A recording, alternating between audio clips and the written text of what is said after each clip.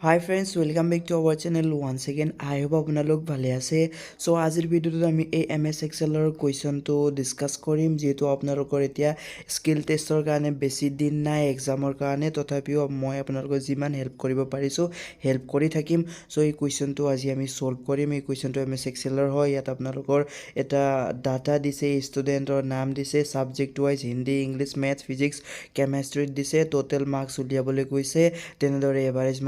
Mark উলিয়াবলৈ কৈছে আৰু গ্ৰেডো আপোনালোকক উলিয়াবলৈ কৈছে আৰু তলত আপোনালোকক ইনষ্ট্ৰাকশন দিছে। কুৱেশ্যন নম্বৰ 1ত কৈছে যে find the total number and average in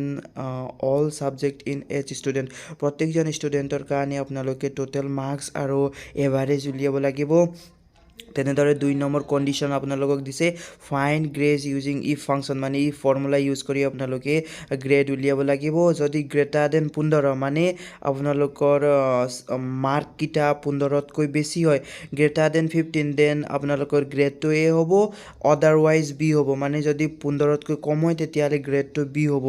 এনেকৈ উলিয়াব লাগিব প্ৰত্যেকটো সাবজেক্টৰ ক্ষেত্ৰত। তেনেদৰে 3 নম্বৰ কুৱেশ্যনত কৈছে যে how many student A and B grade. So এইটো আপোনালোকে কাউন্টি ফৰ্মুলা ইউজ কৰি উলিয়াব লাগিব। ইয়াত আপোনালোকক ফৰ্মুলা দিয়াই আছে, কাউন্টি ফৰ্মুলা ইউজ কৰি আপোনালোকে গ্ৰেডটো উলিয়াব লাগিব। কেইজন ষ্টুডেণ্টে এ গ্ৰেড পাইছে, কেইজন ষ্টুডেণ্টে বি গ্ৰেড পাইছে। তেনেদৰে next student Ashok and Manoj, total number and average. Ashok আৰু মনোজৰ টোটেল নাম্বাৰ আৰু এভাৰেজটো কিমান আছে এইটো আপোনালোকে সামি ফৰ্মুলা ইউজ কৰি উলিয়াব লাগিব। তাৰপিছত আপোনালোকৰ 5 নম্বৰত কৈছে যে হাউ মেনি ষ্টুডেণ্ট, মানে কেইজন ষ্টুডেণ্ট আছে এইটো আপোনালোকৰ কাউণ্টা ফৰ্মুলা ইউজ কৰি উলিয়াব লাগিব। সো কেইজন ষ্টুডেণ্ট আছে এইটো আপোনালোকে কাউণ্টা ফৰ্মুলা ইউজ কৰি উলিয়াব লাগিব। 6 নম্বৰ কণ্ডিশ্যনটো আপোনালোকক দিছে যে how many student Hindi and English subject number greater than 20 and 15, মানে কেইজন ষ্টুডেণ্টৰ হিন্দী আৰু ইংলিছৰ ছাবজেক্টত 20তকৈ বেছি আৰু 15তকৈ কম আছে এইটো উলিয়াব লাগিব। সো এইটো আমি কাউন্টি ফৰ্মুলা ইউজ কৰি উলিয়াম। সো ইয়াত যি কণ্ডিশ্যনবিলাক দিছে কুৱেশ্যনত, সো এই গোটেই ফৰ্মুলা ইউজ কৰি আমি এই টেবলটোৰ এনচাৰটো উলিয়াম। সো বলক ভিডিঅ'টো আৰম্ভ কৰোঁ আৰু এই কুৱেশ্যন পেপাৰৰ লিংক আপোনালোকৰ ভিডিঅ'টো ডেছক্ৰিপশ্যন বক্সত পাই যাব, তাৰ পৰা ডাউনলোড কৰি ল'ব। এতিয়া আমি এক্সেলটোৰ যি চেলবিলাকৰ সাইজ আছে এই চেলবিলাকৰ সাইজটো আমি ইনক্ৰিজ কৰিব লাগিব, যেহেতু আমাক 10টা চেল ক্ৰিয়েট কৰিব লাগিব, 10টা কলম ক্ৰিয়েট কৰিব লাগিব। তাত আমি serial number, name, subject wise আমি মাৰ্কস এড কৰিব লাগিব। সো সেইকাৰণে আপোনালোকে 10টা চেলটোৰ সাইজ অলপ ডাঙৰ কৰি ল'ব। তাৰপিছত আপোনালোকে সিম্পলি হেডিংবিলাক লিখি যাব, যেনেকৈ কুৱেশ্যন পেপাৰত দিয়া আছে সেই হিচাপত আপোনালোকে হেডিংবিলাক লিখি যাব। আৰু যদি চেনেলটোত আপোনালোকে নতুনকৈ ভিজিট কৰি আছে তেতিয়াহ'লে প্লিজ চেনেলটো ছাবস্ক্ৰাইব কৰি দিব, লগতে ভিডিঅ'টো চাই হেল্প হৈছে তেতিয়াহ'লে প্লিজ ভিডিঅ'টো লাইক কৰি দিব। সো আমি ৰোল নম্বৰটো 1 to 10 চিৰিয়েলিকৈ লিখি ল'লোঁ। তেনেদৰে আপোনালোকে ষ্টুডেণ্ট নেমো লিখি ল'ব, যেনেকৈ ইনষ্ট্ৰাকশ্যনত দিছে গোটেইখিনি আপোনালোকে লিখি ল'ব। এনেকুৱা টাইপৰে প্ৰশ্নটো আপোনালোকৰ এক্সেলৰ এক্সামত দেখিবলৈ পাব, যিহেতু তাত আপোনালোকৰ গোটেই ফৰ্মুলা থকা প্ৰশ্নটো আছে। এনেকুৱা টাইপৰে আপোনালোকে এই প্ৰশ্নটো দেখিবলৈ পাব। এতিয়া মই এই ভিডিঅ'টো অলপ স্পীডত ফৰৱাৰ্ড কৰি দি আছোঁ, যাতে আপোনালোকে টাইপ কৰা চাই থাকি এনে আপোনালোকে সময়টো ৱেষ্ট কৰি লাভ নাই, যিহেতু আপোনালোকৰ কম্পিউটাৰ স্কিল টেষ্টৰ কাৰণে অতি কম দিন আছে। এতিয়া আপোনালোকে খুব বেছি প্ৰেক্টিছ কৰি ল'ব, যিহেতু আপোনালোকে যিমান প্ৰেক্টিছ কৰিব ইমান আপোনালোকৰ কাৰণে এক্সামত ইজি হ'ব। সো আমাৰ ছাবজেক্ট ৱাইজত যি মাৰ্কছ দিছিলে মাৰ্কছকেইটা লিখি ল'লোঁ। এতিয়া টোটেল মাৰ্কস উলিয়াবলৈ আমি ইকুৱেল সাম ফৰ্মুলা লিখিম। সো ইকুৱেল সাম লিখি হিন্দীৰ পৰা কেমেষ্ট্ৰিলৈকে গোটেই ছাবজেক্টবিলাক ছিলেক্ট কৰি আমি ব্ৰেকেট ক্লোজ কৰি এণ্টাৰ প্ৰেছ কৰি দিলোঁ। তাৰপিছত আমি তললৈ গোটেই আমি চেলবিলাক তললৈ ড্ৰেগ কৰি দিলে গোটেইখিনিতে একেটা ফৰ্মুলা ইউজ হৈ এনচাৰটো আহি গ'ল। এতিয়া তেনেদৰে আমি এভাৰেজ উলিয়াব লাগিব। সো ইকুৱেল এভাৰেজ লিখি লেফ্ট ছাইডৰ ব্ৰেকেট লিখি আমি হিন্দীৰ পৰা কেমেষ্ট্ৰিলৈকে গোটেইবিলাক চেলবিলাক ছাবজেক্টৰ চেলবিলাক ছিলেক্ট কৰি ব্ৰেকেট ক্লোজ কৰি এণ্টাৰ প্ৰেছ কৰি দিলে এনচাৰটো আহি যাব। যি এনচাৰ পাৰোঁ তাৰ চেলটো ছিলেক্ট কৰি তলৰ ৰাইট ছাইডৰ কৰ্নাৰৰ পৰা তললৈ গোটেইখিনি ড্ৰেগ কৰি দিলে গোটেইখিনিতে একেটা ফৰ্মুলা ইউজ হৈ এনচাৰটো আহি গ'ল। সো এনেদৰে আপোনালোকে এভাৰেজ উলিয়াব পাৰিব। এতিয়া আমি গ্ৰেড উলিয়াব লাগিব। সো আমি ইফ ফৰ্মুলা ইউজ কৰি গ্ৰেডটো উলিয়াব লাগিব। ইয়াৰ কাৰণে আমাক কণ্ডিশ্যন অলৰেডি কুৱেশ্যন পেপাৰত দিয়া আছে। এতিয়া আমি ইফ ফৰ্মুলা ইউজ কৰিব লাগিব। সো ইকুৱেল ইফ লিখি লিখি ল'ব ইকুৱেল ইফ লিখাৰ পিছত লেফ্ট সাইডৰ ব্ৰেকেটটো দি দিব তাৰ পিছত লজিক টেষ্টত আপোনালোকে এভাৰেজৰ সেলটো সিলেক্ট কৰি গ্ৰেটাৰ দেন 15 লিখি ল'ব তাৰ পিছত আপোনালোকে কমা প্ৰেছ কৰি দুটা কমাৰ ভিতৰত a লিখি ল'ব আকৌ কমা প্ৰেছ কৰি b লিখি ল'ব মানে ইয়াত ফৰ্মুলাটো আপোনালোকৰ কন্ডিশন আগতে দিয়া আছে যে আপোনালোকৰ যদি 15তকৈ বেছি হয় এভাৰেজ তেতিয়ালে গ্ৰেড a হ'ব যদি 15তকৈ কম হয় তেতিয়ালে গ্ৰেডটো b হ'ব সো এটো আমি কন্ডিশনটো এপ্লাই কৰি এনসাৰটো পাই গলো এতিয়া আমি এই এনসাৰৰ ৰাইট সাইডৰ কৰ্নাৰ সিলেক্ট কৰি তললৈ ড্ৰেগ কৰি দিলে গোটেইখিনিতে একেটা এনসাৰ আহি যাব এতিয়া আমি এনসাৰটো কৰি কমপ্লিট হৈ গল এতিয়া আমি এই গোটেই যি আমাৰ টেবলটো আছে গোটেই টেবল বিলাক আমি হোল সিলেক্ট কৰি এতিয়া আমি বৰ্ডাৰ লগাব লাগিব সো অল বৰ্ডাৰ সিলেক্ট কৰি দিলো আৰু ওপৰৰ হেডিংটো সিলেক্ট কৰি কালাৰটো আমি হেডিংটোৰ কালাৰ ৰেড কৰি দিলো তাৰ পিছত কালাৰটো টেক্সটৰ কালাৰ হোৱাইট কৰি দিলো আৰু বোল্ড কৰি দিলো সো এটো কৰাৰ পিছত এতিয়া আমি সেল বিলাকৰ সাইজটো অলপ সৰু কৰি দিম আৰু এটো কমপ্লিট কৰাৰ পিছত আমি এনসাৰটো কৰি যাম এতিয়া আমাৰ যি টোটাল এভাৰেজ আৰু গ্ৰেডৰ সেল আছিল এই সেল তিনিটা সেন্টাৰ এলাইন কৰা আছিল সো সিম্পলি আমি তিনিটা সেল বিলাক সেন্টাৰ এলাইন কৰি দিলো বাকি বিলাক ঠিকে আছে এতিয়া যি কোৱেশ্চন পেপাৰ আছিল তাত আপোনালোকৰ কোৱেশ্চন 1 আৰু কোৱেশ্চন 2 আমি অলৰেডি কৰি কমপ্লিট হৈ গল টোটাল এভাৰেজ উলিয়ে কমপ্লিট হৈ গল আৰু আমাৰ গ্ৰেডও উলিয়ে কমপ্লিট হৈ গল কিন্তু কোৱেশ্চন নম্বৰ 3 ত আমাক গ্ৰেড A আৰু B ৰ আমাক এনসাৰ উলিয়াবলৈ কৈছিলে কোনটো গ্ৰেডত কিমানজন ষ্টুডেন্ট আছে গ্ৰেড A ত কিমানজন ষ্টুডেন্ট আছে আৰু B ত কিমানজন ষ্টুডেন্ট সো এটো আমি এতিয়া উলিয়াব লাগিব সো সিম্পলি আমি কোৱেশ্চন নম্বৰ 3 এনসাৰ বুলি লিখি ললো এতিয়া আমি হেডিংটো লিখিম A গ্ৰেড ষ্টুডেন্ট বুলি লিখিলম তাৰ পিছত A গ্ৰেড ষ্টুডেন্ট লিখাৰ পিছত আমি নেক্সট যি আমাৰ সেল আছে তাত B গ্ৰেড ষ্টুডেন্ট বুলি লিখিলম আৰু সেলটোৰ সাইজ অলপ ডাঙৰ কৰি দিলো এটো কৰাৰ পিছত দুটা সেলটোই সিলেক্ট কৰি আমি যদি আপোনালোকে হেডিং তো কালাৰ আপোনালোকে বেকগ্ৰাউণ্ড কালাৰ চেঞ্জ কৰিম বুলি ভাবে তেতিয়ালে চেঞ্জ কৰিব পাৰিব সো এটো কৰি আমি এতিয়া কাউন্টিভ ফৰ্মুলা এপ্লাই কৰিব লাগিব সো ইকুৱেল কাউন্টিভ লিখি ললো আৰু এটো লিখাৰ পিছত আমি গ্ৰেডৰ সেলটো সিলেক্ট কৰি ললো আৰু গ্ৰেডৰ সেলটো সিলেক্ট কৰাৰ পিছত কমা প্ৰেছ কৰি ললো আৰু ক্ৰাইটেৰিয়াত আমি A বুলি দিলো A মানে গ্ৰেড A ত কেইজন ষ্টুডেন্ট আছে 7 জন ষ্টুডেন্ট আছে আমি গম পাই গলো তেনেদৰে ইকুৱেল কাউন্টিভ লিখি নেক্সট আমি আকৌ গ্ৰেডৰ সেলটো সিলেক্ট কৰি কমা প্ৰেছ কৰি লম কমা প্ৰেছ কৰাৰ দুটা কমাৰ ভিতৰত এতিয়া আমি B বুলি লিখি ব্ৰেকেট ক্লোজ কৰি এন্টাৰ প্ৰেছ কৰি দিলে B গ্ৰেড পোৱা ষ্টুডেন্ট 3 জন আছে সো এনেদৰে আপোনালোকে 3 নম্বৰ কোৱেশ্চনৰ এনসাৰটো কৰিব পাৰিব এতিয়া এটো কৰি আমাৰ কমপ্লিট হৈ গল সো এটো আপুনি যদি সেন্টাৰ এলাইন কৰিব বিচাৰে তেতিয়াৰে কৰিব পাৰিব তাৰ পিছত এতিয়া আপোনালোকে কোৱেশ্চন নম্বৰ 4 সলভ কৰিম এতিয়া কোৱেশ্চন নম্বৰ 4 সলভ কৰিবলৈ সিম্পলি কোৱেশ্চন নম্বৰ 4 এনসাৰ বুলি লিখি লম এতিয়া এটো লিখাৰ পিছত আমাক যেহেতু অশোক এণ্ড মনোজৰ আমাক টোটাল নাম্বাৰ এণ্ড এভাৰেজ উলিয়াবলৈ কৈছে সো সামি ফৰ্মুলা ইউজ কৰি সো এটোৰ কাৰণে আমি হেডিংটো আমি ষ্টুডেন্ট বুলি লিখি লম আৰু ইফালে আমি ষ্টুডেন্ট লিখাৰ পিছত টোটাল লিখি ললো আৰু এভাৰেজটো লিখি ললো এতিয়া এটো লিখাৰ পিছত আমি ষ্টুডেন্টৰ তলত ষ্টুডেন্টৰ নাম লিখি ললে হল যেনেকৈ আমাক কাৰ উলিয়াবলৈ কৈছে অশোকৰ উলিয়াবলৈ কৈছে আৰু আমি অশোক লিখি ললো তাৰ পিছত আমাক মনোজৰ উলিয়াবলৈ কৈছে সো সিম্পলি অশোক আৰু মনোজ লিখি ললো এতিয়া এটো লিখাৰ পিছত ইকুৱেল লিখি সাম ইফ লিখি লম যেহেতু আমাক ফৰ্মুলা সাম ইফ এপ্লাই কৰিবলৈ কৈছে সাম ইফ লিখি লেফ্ট সাইডৰ ব্ৰেকেটটো দিব লাগিব সো লেফ্ট সাইডৰ ব্ৰেকেটটো দি দিব তাৰ পিছত ৰেঞ্জ সিলেক্ট কৰিবলৈ কৈছে সো ষ্টুডেন্ট নেমৰ যি গোটেই টেবল আছে সো গোটেই টেবলটো সিলেক্ট কৰি লব ষ্টুডেন্ট নেমৰ যি গোটেই টেবল আছে এটো টেবল সিলেক্ট কৰি কমা প্ৰেছ কৰি লব তাৰ পিছত ক্ৰাইটেৰিয়া আপোনালোকক দিবলৈ কৈছে ক্ৰাইটেৰিয়াটো কাৰ উলিয়াবলৈ বিচাৰিছে অশোকৰ সো আপোনালোকে অশোক যি টাইপ কৰিছে অশোকৰ সেলটো সিলেক্ট কৰি কমা প্ৰেছ কৰি লব কমা প্ৰেছ কৰাৰ পিছত আপোনালোকক এতিয়া সাম ৰেঞ্জ এতিয়া কি উলিয়াবলৈ কৈছে টোটাল উলিয়াবলৈ কৈছে সো টোটালৰ সেলটো আমি সিলেক্ট কৰি ব্ৰেকেট ক্লোজ কৰি দিম ব্ৰেকেট ক্লোজ কৰি এন্টাৰ প্ৰেছ কৰি দিলে এনসাৰটো আহি গল আৰু তেনেদৰে এই এনসাৰ যি আহিলে তাৰ তললৈ ড্ৰেগ কৰি দিলে আনটো মনোজৰো এনসাৰ আহি গল তেনেদৰে এতিয়া আমি আকৌ এভাৰেজ উলিয়াম ইকুৱেল সাম ইফ লিখি লব ফৰ্মুলাটো একে প্ৰসেছত কৰিব লাগিব ইকুৱেল সাম ইফ লিখি লেফ্ট সাইডৰ ব্ৰেকেট দি আপোনালোকে লেফ্ট সাইডৰ ব্ৰেকেটটো দি আপোনালোকে ৰেঞ্জৰ জেগাত আপোনালোকে যি ষ্টুডেণ্ট নেমৰ যি টেবল আছে মানে সেল কেইটা আছে গোটেই সেল কেইটা সিলেক্ট কৰি কমা প্ৰেছ কৰি ক্ৰাইটেৰিয়াৰ জেগাত আপোনালোকে অশোকটোৰ সেল সিলেক্ট কৰি কমা প্ৰেছ কৰি ল'ব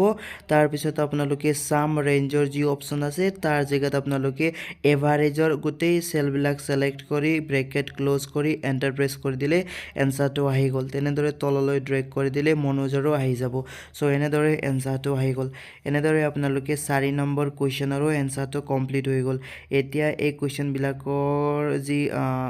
হেডিং আছে সো হেডিংটো আমি বোল্ড কৰি দিব পাৰিম সো আমি সিম্পলি কোৱেশ্চন নম্বৰ 3 আৰু কোৱেশ্চন নম্বৰ 4 যি এনসাৰ বুলি লিখিলো তাক আমি বোল্ড কৰি দিলো তাৰ পিছত ওপৰৰ যি ষ্টুডেন্ট টোটাল এভাৰেজ লিখা আছে ইয়াক আমি ওপৰৰ বেকগ্ৰাউণ্ড কালাৰটো আমি ব্লু কৰি দিলো আৰু টেক্সট কালাৰটো হোৱাইট কৰি দিব পাৰিব আপোনালোকে যদি কৰিম বুলি ভাবে তেতিয়ালে কৰি দিব নহলে নকৰিলে হ'ল সো সিম্পলি এটো কৰাৰ পিছত আমি হোৱাইট কৰি দিলো এতিয়া হোৱাইট কৰি যদি আপোনালোকক স্পষ্ট দেখা নাই তেতিয়ালে আপোনালোকে যি টেক্সটৰ কালাৰ আছে টেক্সটৰ কালাৰ ব্লেক কৰি দিবও পাৰিব সো সিম্পলি মই টেক্সটৰ কালাৰটো ব্লেক কৰি দিলো আপোনালোকে তেনেকে ব্লেক কৰি দিবও পাৰিব সো এটো নকৰিলেও হ'ব এনে মই কৰি দি আছো আপোনালোকে হেডিং বিলাক কালাৰ নকৰিলে হ'ল সো এটো কৰাৰ পিছত এতিয়া আমি নেক্সট কোৱেশ্চনৰ এনসাৰটো সলভ কৰিম এতিয়া নেক্সট কোৱেশ্চনটোৰ আপোনালোকক খুদিছে যে কেইজন ষ্টুডেন্ট আছে এটো কাউন্ট কৰিবলৈ কৈছে so simply question number 5 answer বুলি লিখি লব এটো লিখাৰ পিছত আপোনালোকে নিজে নিজে এতিয়া হেডিংটো আপোনালোকৰ বেকগ্ৰাউণ্ডটো কালাৰ আহি গৈছে যেটো একেটা ৰোত আছে সেইকাৰণে সো এটো লিখাৰ পিছত আপোনালোকে সিম্পলি ষ্টুডেন্ট বুলি লিখি লব ষ্টুডেন্ট কেইজন আছে এটো আপোনালোকে কাউন্টৰ ফৰ্মুলা ইউজ কৰি এনসাৰটো উলিয়াবলৈ কৈছে সো আপোনালোকে এনেদৰে এনসাৰটো উলিয়াব লাগিব এতিয়া যি আমাৰ কোৱেশ্চন নম্বৰ 5 ৰ সেল আছিল এটো হোৱাইট কৰি দিলো এতিয়া ষ্টুডেন্টৰ আমাক উলিয়াবলৈ কৈছে কাউন্টৰ ফৰ্মুলা ইউজ কৰি সো ইকুৱেল কাউন্টৰ বুলি লিখি লব কাউন্টৰ ফৰ্মুলা ইউজ কৰিবলৈ কৈছে সো আমি ইকুৱেল কাউন্টৰ লিখি লেফ্ট সাইডৰ ব্ৰেকেটটো দি দিম তাৰ পিছত কেইজন ষ্টুডেন্ট আছে তাৰ কাৰণে ষ্টুডেন্ট নেমৰ যি সেল আছে মানে ৰামৰ পৰা প্ৰেম লৈকে যি নাম আছে ষ্টুডেন্টৰ এই নেম কিটা সিলেক্ট কৰি ব্ৰেকেটটো ক্লোজ কৰি এন্টাৰ প্ৰেছ কৰি দিব ইয়াত আপোনালোকে ষ্টুডেন্ট নেমৰ ওপৰৰ হেডিংটো সিলেক্ট কৰিব নালাগে যদি সিলেক্ট কৰে তেতিয়ালে আপোনালোকৰ নেমটো বাঢ়ি যাব আপোনালোকে নেম যেটো ৰামৰ পৰা প্ৰেম লৈকে আছে সো তালৈকে সিলেক্ট কৰি এন্টাৰ প্ৰেছ কৰি দিলে এনসাৰটো পাই যাব এতিয়া কোৱেশ্চন নম্বৰ 6 ৰ এনসাৰটো কৰিব লাগিব সিম্পলি কোৱেশ্চন নম্বৰ 6 এনসাৰ বুলি লিখি ললো